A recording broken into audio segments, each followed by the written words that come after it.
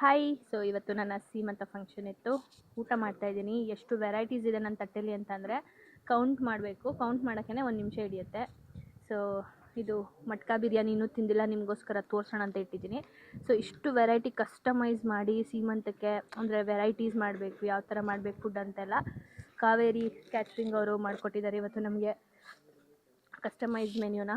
ತುಂಬ ಚೆನ್ನಾಗಿದೆ, ಟೇಸ್ಟು ಕೂಡ. ಹೇಗಿತ್ತು? ಸೂಪರಾ. ಆಫ್ಟರ್ ಲಾಂಗ್ ಟೈಮ್ ಇವ್ರು ಸ್ವೀಟ್ ತಿಂದಿರೋದು, ಡಯಟ್ ಮಾಡ್ತಾಯಿದ್ರು.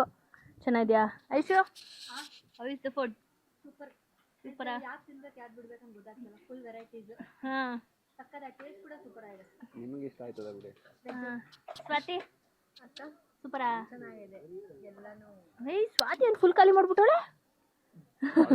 ಪಾನಿಪುರಿ ನೋಡಿಲ್ಲ ಬ್ಯಾಟಿಂಗು.